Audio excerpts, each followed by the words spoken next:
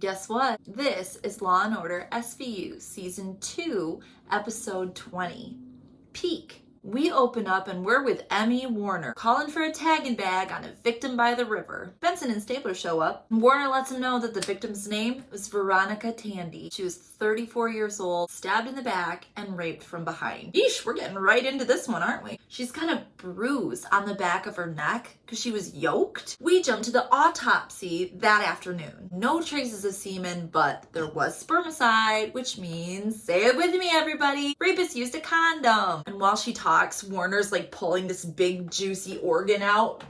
Stapler's like, well, this is fun. What's this? She was pregnant, 7 to 8 weeks. Murder weapon, the knife, we're looking for a big one. 8 inches deep, 2 inches wide, 1 inch serrated. The husband's here to identify the body. And this poor guy doesn't want to believe it. We obviously need to interview this guy because it's usually the husband. He was supposed to meet her last night for dinner, but she never showed up. So we called her assistant Charlene. Charlene said she left at 4. Veronica, or Ronnie, did a lot of recruiting, fired a lot of people. Maybe one of them had a bone to pick. What's this? Mr. Tandy didn't know that Ronnie was pregnant. Why would she not tell her husband? Good question. Maybe it wasn't his. Cragen says, okay, we need to look into the people that she fired. We'll see if we can establish paternity, and we're also gonna get a psych evaluation going on this perp. We head over to Omgggg, which is a fake-ass sounding workplace. Charlene, the assistant, is adorable, and she confirms, yeah, there was a lot of people getting fired. 5 in the last 3 months, and they all hated Ronnie. As far as close work friends, she had a couple. Teresa Steele in legal and Jason Mayberry in security. Jason actually quit like 2 weeks ago, but they were close. He brought her flowers, they went out to coffee. Oh, really? Benson heads in to talk to that chick Teresa. All right, Teresa, was Ronnie boning Jason? No, how dare you? She was trying to help him get a job at the police academy. Meanwhile, Stabler is talking to a different Omgggg guy. Stabler's talking to another guy that works there. Jason Mayberry, he was okay, but his mom was a piece of work. Always coming down here and busting his chops in front of everybody. But enough about Jason Mayberry. Let's talk about Greg Spector. This dude couldn't stand her. He used to be a guard supervisor here until Ronnie fired him. Jason Mayberry turned him in because he was using the security cameras to like zoom in on people's boobs. Now he's a custodian over at LaGuardia. So we visit Greg Spector and he's surrounded by garbage bags, picking up mounds of garbage with his bare hands, and he claims it wasn't him at all. He had found Jason looking at boobs. Jason lied about it. Okay, enough of this hearsay. Let's track down Jason Mayberry. The address on file is for his mom's house in New Jersey. This place is huge, and Mrs. Grace Mayberry is rich, rich, rich. I'm not giving up my son's address unless I know exactly what this is about. Oh yeah? Benson's like, do you know what obstruction is? I'm gonna haul your ass into jail. 2 seconds later, they're knocking on Jason's actual address. Hey Jason, we're here to talk to you. It was Greg Spector!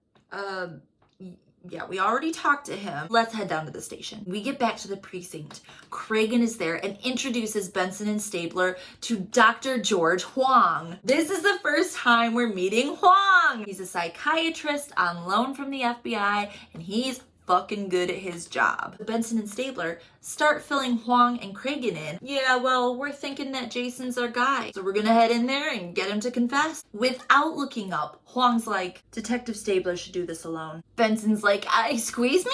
Your man has a problem with women. If this is your guy, he's not gonna open up to you. What the fuck? Rapists all have a problem with women. Well, I'll set this one out, but you're not telling us anything new, doctor. Oh no? Well, the man who did this is extremely shy, frequently excited. He attacks from behind with yoking or frottage. Now Stabler's feeling threatened. Cragen, he just got here. Why is he bossing us around? Okay, relax, guys. We don't have enough hard evidence to keep this guy. So Stabler, when you go in there, you better be making best friends with this motherfucker to make sure he doesn't walk out. So Stabler heads in and starts immediately treating him like a cop. So when do you start at the police academy? Well, I'm not sure yet. I haven't gotten the call. What?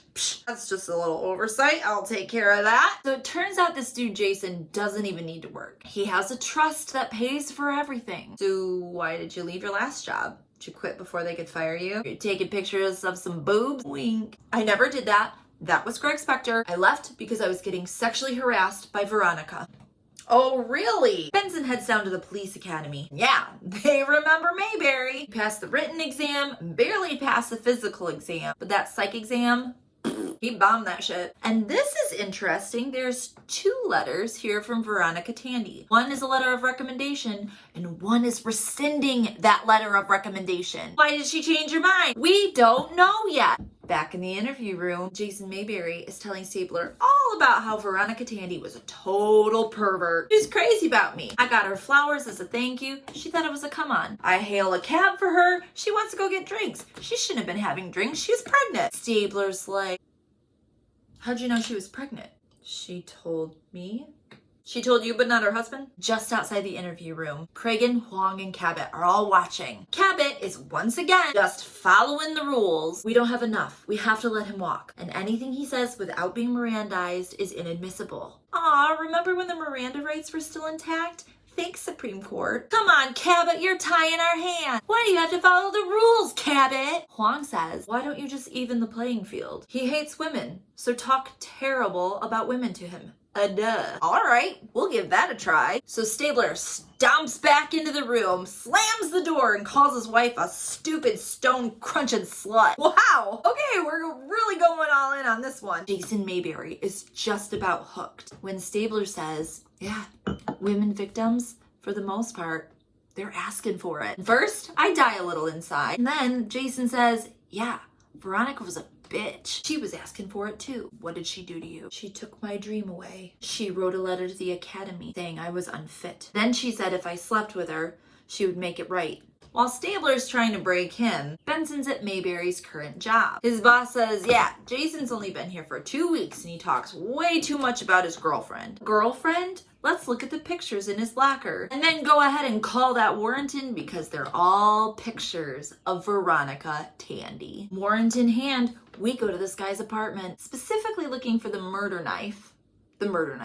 weapon. Benson opens the closet. There's about 1,400 boxes of condoms. And hang on, a woman's blouse? The collar is monogrammed GM and women's panties in the dirty laundry. Well, and now this is interesting. There is a glass case with 6 hat pins in it. Not just any hat pins, bloody hat pins that are labeled with locations. Get all that stuff to the lab. With this new information, we jump back to Stabler in with Mayberry. Stabler's flicking these photos that were in his locker. I know you've been lying to me. Jason Mayberry says, I want to go home. I want to go home. You walk out of here now and you look guilty. Well, I want an attorney. Jason, buddy, all you gotta do is answer my questions.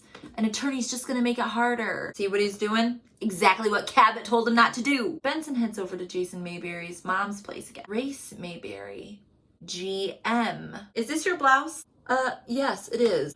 Why do you leave clothes at your son's apartment? I stay with him sometimes. Well, there's only a Murphy bed and no cot. So where do you stay?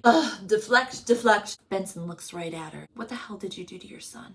I don't like your tone. Please leave. So Cragen and Huang are going over the hat pin evidence. All the pins line up with cases on file of women who were attacked in a crowd. Oh my gosh. It's Piquerism. Kind of name of the episode. Everybody drink. Huang is fascinated. The murder was Piqueristic. I just didn't see it. Well, I'm glad somebody's enjoying this. Now Stabler's in with Mayberry, confronting him about the bloody hat pins. Benson walks in with a file, which I assume contained results from DNA from the apartment. Jason, how long has your mother been sleeping with you? That's crazy. That's crazy. You all are crazy. Jason gets up and heads to the two-way mirror. Is that what happens to you guys? The sex police? You've got sex on the brain? Huang is on the other side, just nose to nose, watching him. And Stabler starts presenting him with basically this dude's abuse history, which triggers this awful regression flashback thing. It's actually really sad. Okay. So Jason Mayberry is up for murder 1, rape 1, and 6 counts of assault in the second. He pleads not guilty, and although Cabot wants to remand him, they give him $1 million bail and release him to his mom. Not his mom! But guess what? There's a problem. The defense attorney is arguing, yeah, those hat pins, they were out of the scope of the warrant. Judge isn't buying it. Hat pins stay in. Oh yeah? Well, his client also asked for a lawyer and they didn't give him one. So yep. Confession gets thrown out. Yeah, Stabler, that's exactly what I was fucking singing to you. Stabler's like, oh, whose side are you on? You lost him on a technicality. Love you, Stabler, but right now I want to punch you in the throat. Okay, but first we gotta make sure that this dude doesn't strike again. Huang thinks that Jason heads back to his mom after every single attack. It starts and ends with mom. Maybe that's where the murder weapon is. How do we know he didn't throw the knife away? He suffers from piquerism, counsel. The knife represents his penis. It is not disposable. So with some heavy duty convincing, they find a judge who's gonna let them squeak by to get a warrant from mom's house. But when they get there, the door's already open. They head upstairs and what they find is super gross. There's Jason Mayberry laying naked in bed with his mom. She's dead, stabbed to death, blood everywhere. Murder weapon knife is sitting on the nightstand. And Jason slowly turns to them. I told her, I'm not a little boy anymore. Ugh. And that was Law & Order SVU Season 2, Episode 20. Jum jum.